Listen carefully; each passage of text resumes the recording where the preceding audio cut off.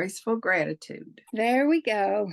So, as I was saying, Bunny O'Brien, one of our faithful participants in this little group, um, gave a comment at the end of the lesson last week, and it just resonated with me to the point of I started reading everything I could get my hands on in regard to the differences between being thankful and Thanksgiving and being having a heart of gratitude.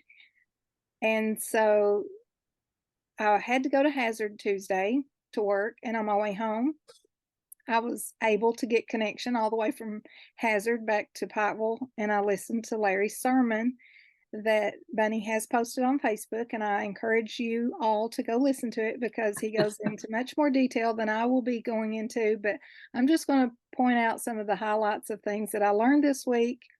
And, this lesson I've titled Graceful Gratitude because true gratitude comes from a place of grace, as I learned from Larry. And it really is an attitude. It's not just good manners. It's not just a feeling, but it is something that really can become your attitude. And so I started thinking about times when I've had a bad attitude, or, any of you who teach middle school, they can come, raging with these attitudes that you just don't know where that comes from. And people who have a reputation of having a bad attitude or a jealous attitude or all these different ways our personality can bend. So I thought we really need to have an attitude that is full of gratitude, and that we're not just thinking about it in November, but that we're thinking about it every day, looking for it every day, and feeling it every day.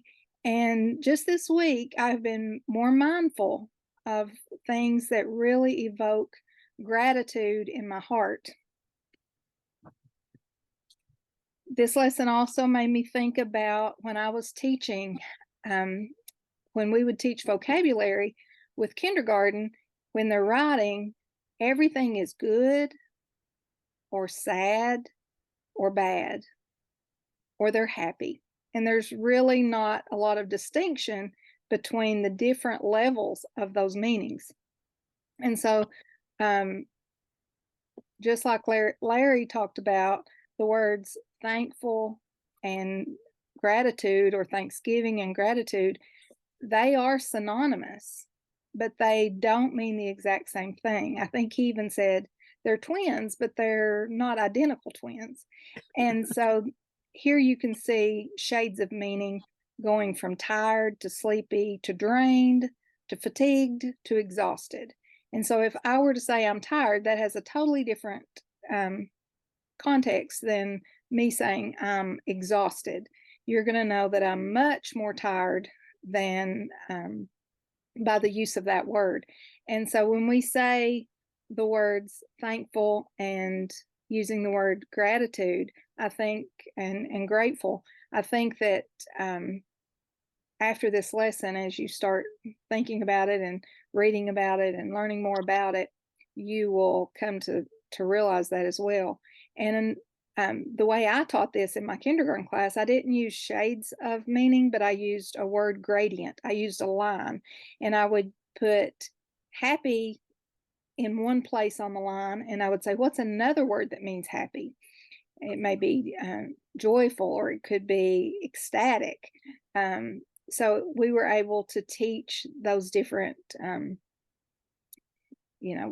variations of the synonyms by putting them on this line. And so thankfulness would be a lighter shade than gratitude. It would be a much richer word.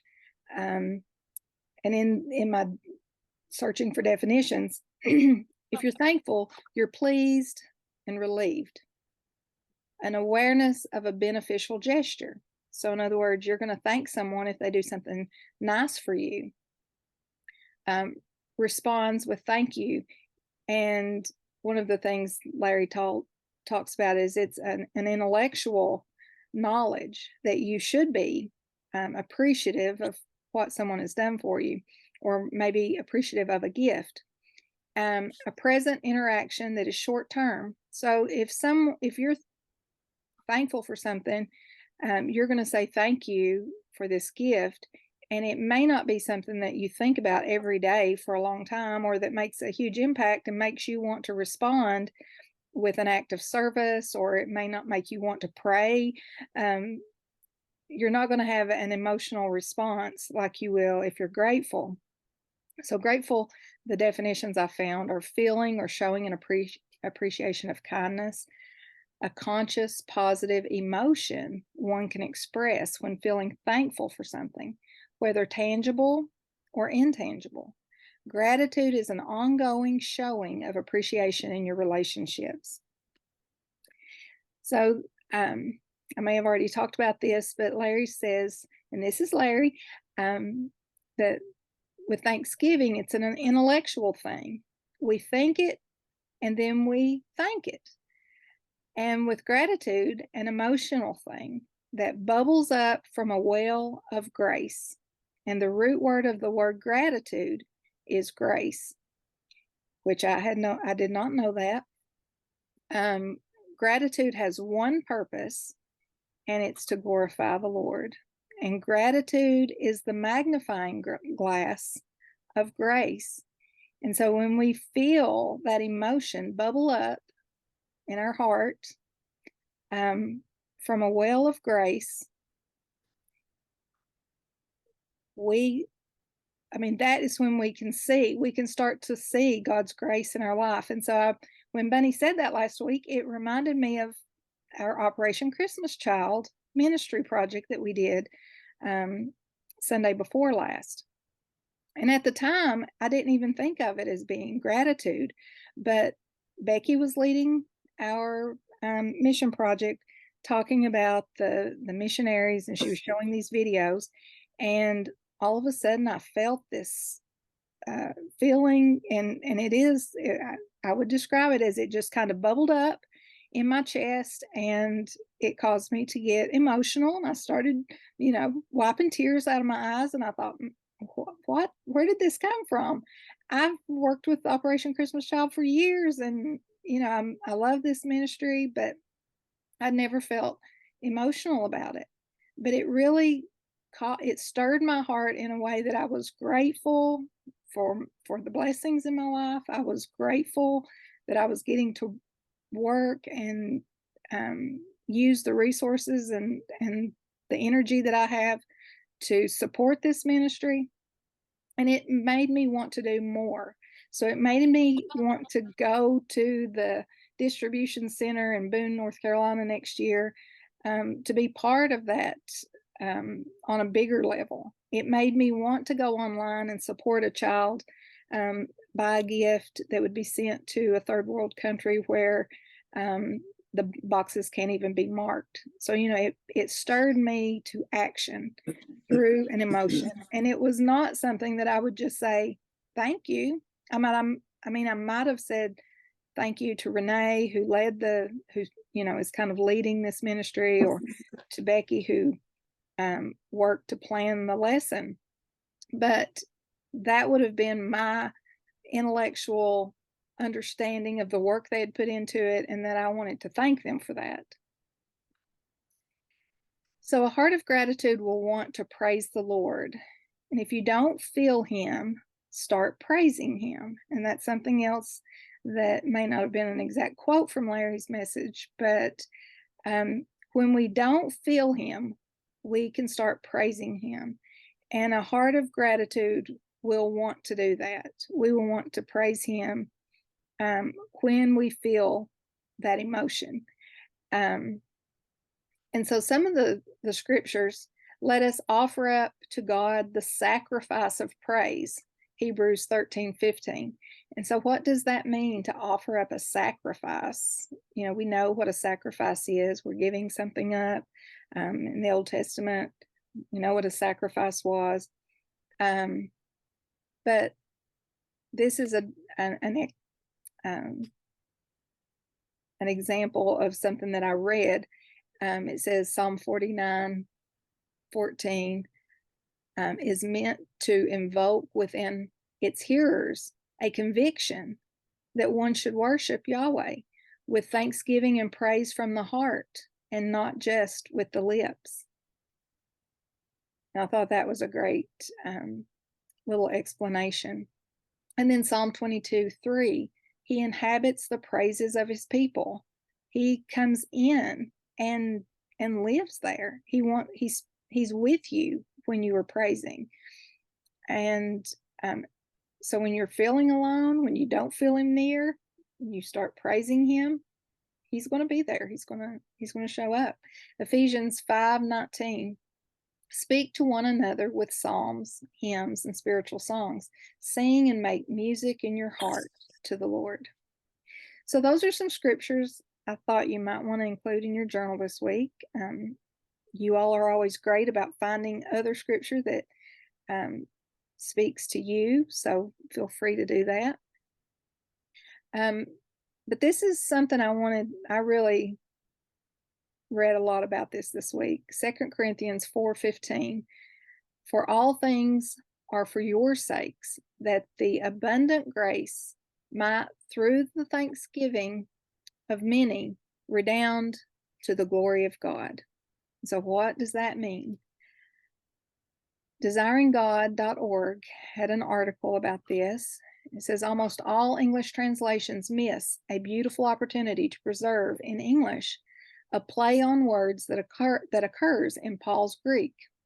Paul says, it is all for your sake, so that as charis extends to more and more people, it may increase Eucharista to the glory of God. The Greek word for thanks is built on the word for grace. Charis becomes Eucharista. This could have been preserved in English by the use of grace and gratitude, which show the same original root. So I would translate, it is all for your sake, so that as grace extends to more and more people, it may increase gratitude to the glory of God. The reason that this is important is because when we try to define thanks or gratitude, we find what we find is that it is a very close relationship to grace. And unless we see this relationship, we really don't know what gratitude is. So let's try to define just what gratitude is for our experience. I have found it to be helpful to think of some things that might be thought of as gratitude, but really are not. For example, gratitude is more than saying thank you when someone gives you something. Gratitude is more than an action which we decide to do by an act of willpower. You can say the words thank you when there is not gratitude in your heart at all. Custom may dictate that you say the words when you don't really appreciate what has been done for you. What it takes to turn the words thank you into gratitude is the real, genuine feeling of gratitude. Gratitude is a feeling that arises uncoerced in the heart. In other words, gratitude flourishes in the sphere of grace. And that is why the play on words in 2 Corinthians 4:15 is significant. Grace is charis, and gratitude is Eucharista, because gratitude is a response to grace. Gratitude is the feeling of happiness you feel towards somebody who has shown you some undeserved kindness, that is, who has been gracious to you. So our vocabulary bank, grace, which we know is God's unmerited favor, receiving something we don't deserve. It's a blessing. It's our salvation is an example of grace, nothing we can do to earn it. Charis is the Greek word for grace, and Eucharista, expressing thanksgiving or gratitude. So we can inhale grace and exhale gratitude. So my journaling ideas, I just wanted to put this bubbling up. I love that. That's what I just keep thinking about, is when I feel that bubbling up in my heart, in my chest, I know that that's a response to gratitude. And then I start thinking, what is the grace? What is it that I'm feeling that's related to grace? And so I want you all to be thinking about that this week and looking for it, because you'll feel it now that you are aware of it. For example, our pastor's dad sang a song Sunday, and the point of the song is that you can't lose your salvation. The blood cannot be washed away. And I'd never heard the song before, but I again felt that feeling of gratitude. And, of course, it was our salvation. We don't lose our salvation. It can't be washed away. And what was the response that I felt? My response was to pray, to pray about the feeling and my gratitude, and I also feel like my next step should be to tell him how grateful I was that he sang the song and my emotional response. So I want you to look at these pages. There's a lot going on, lots of color. You can do it any way you want, but these are some ideas that I'm trying to incorporate. So you can see that in the middle picture, bubble wrap may have been used to make these dots. You could just use circles, cut out circles out of construction paper, use circles from junk mail, envelopes, cut circles, different colored circles out of colored envelopes. We're going to have cards where we're going to record some of these. You may not feel this week.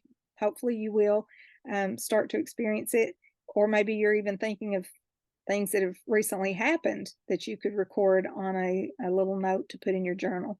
But I really want you to put this big heart with bubbles around it, with the words grateful, gratitude, whatever you want to put. I'm probably going to put the name of the lesson on my heart, but I'll show you what I've been working on. There's a lot of different ways you can do it, so don't think the way I've done it is the only way. Do it again and then switch the camera. Okay, so the first thing I wanted to do was create this heart that was stacked like that other one. I think the other one may have had even more colors than 3. And I started with the large heart and then did the second heart and then did the third heart. And of course, none of them were exactly the same. And you don't want them to be exactly the same, or at least I didn't. But I will tell you, if you start with your smaller heart first, I just drew it on the back, cut it out. Then you lay that on your next piece of paper. For example, lay the smaller one on top of the bigger one, and then cut around it. You won't be exact, but you will at least be able to make a heart that fits nicely inside of the other one. So you can see how I did that. And then you can take the middle one and make the larger one the same way. Then I took the distress ink, and for those of you who came to the retreat, you know about the distress ink. It's just like an ink pad, but it's different colors. I use a makeup sponge, get a little bit of the ink on it, and then go around the edges just to give a little bit of a dimension, a little bit of dimension to each of these hearts. So I did purple on the outer 2 and pink on the middle one. And I'm just going to glue these together, and that will be the heart that is right here on this page. But I'm not going to glue it on right now. We're going to talk about the different components of the page, and it may look complicated, but it really was not. I just used basic watercolors like we've used before, and I'll show you how I did it. I just started with, a little bit of purple, started just squiggling, kept going, just adding more color. It gives it a tie-dye effect. You don't have to wash your brush every time. You can just keep, going to a different spot till you've used all of the color you want. Maybe a little blue. Get more water.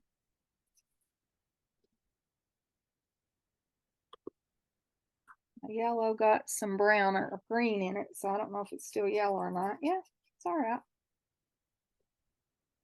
And maybe a little orange.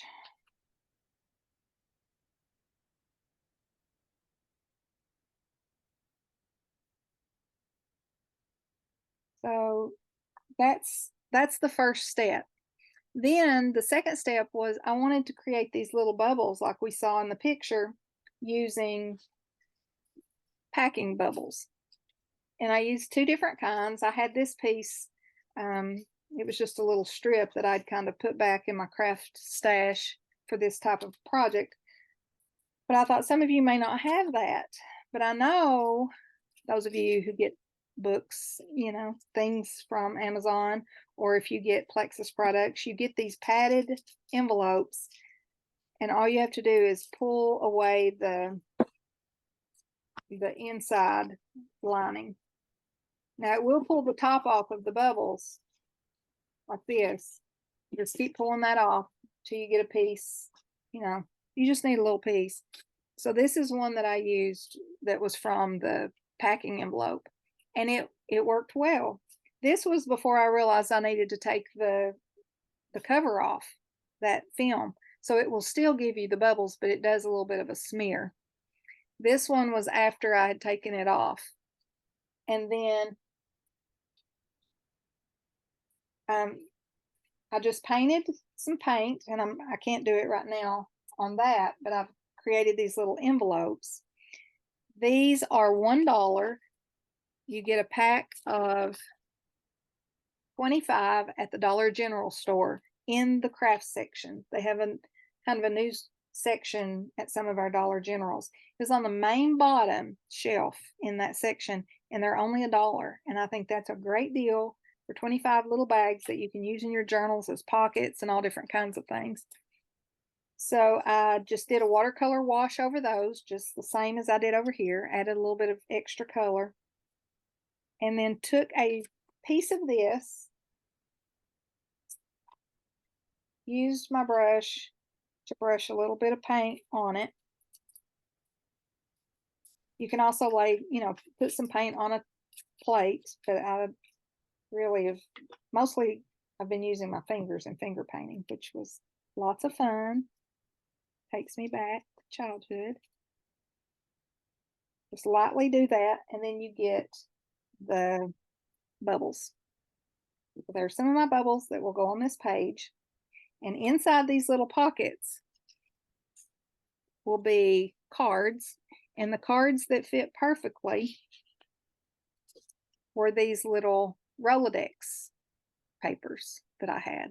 But you can cut down just any kind of piece of paper or an index card, cut it down to fit the little pocket. Make your own little pockets. You don't have to go buy those. It's just, I thought they were a fun find. Now, the next thing I did on the little envelopes that were already bubbled and on my page, I found several objects that were round that I could use as a template. So I used a dried up paint lid, a mister bottle lid or hairspray lid, the top of a vitamin bottle, and the bottom of a styrofoam cup. Those are the things I just had laying around, so that's what I used. And I put paint on the edge with my finger, but again, you could put it on a plate. This just saves paint and also saves time. And then I just kind of dabbed them on there, rolled it around, would spin it around to create that circle. Once that dried, and I have one over here I hope is dry. Yeah. I took some white paint, and this is not my idea. I watched a tutorial video, but it was kind of long, and this is essentially what she did. She took her finger and she just took a little bit of white paint and just went up as close to that edge as she could get. And all it does is create that. You can still see the color underneath, but it makes it a little bit more translucent, so it looks like a bubble. Then when that dries, you can take your paintbrush, your small size paintbrush, and I just use a little bit of watercolor. and make one of those little bubble spots, like a reflection. And that's all it is. Super easy. And you get to finger paint. So that's the way the bubbles look. It's just a little line. You could also use acrylic paint, use whatever paint you have. Then when this one dries, I could do the same thing. But it's all inspired by bubbles. The next thing I took a black marker or pen and just went around my bubbles a couple times. We've done that before with other things. And that black just kind of grounds your page when you've got some black on it, because otherwise all these colors might start looking a little too wild. So I have my pockets that are going to go on this page after it dries. They're all going to have bubbles on them. I have four of those. And then I'm going to have the heart here. And my words and stickers are going to be on here. And this past week, I was cleaning out my room and I found a plastic thing full of stickers. So everybody who posts their page or one of your pages this week, it doesn't have to be this page, any page you post this week, I'm going to send sticker letters to you in Happy Mail. So I hope that motivates you to share your pages. I know some are a little bit intimidated to share your page. You don't feel confident, but remember last week's lesson about we're not comparing ourselves to others. We're finding joy in our own home and in our own journal and our own practice. And so I just really want this journal to not be something that you feel like it has to be perfect. Remember my online blogger friend, she always says finished is better than perfection.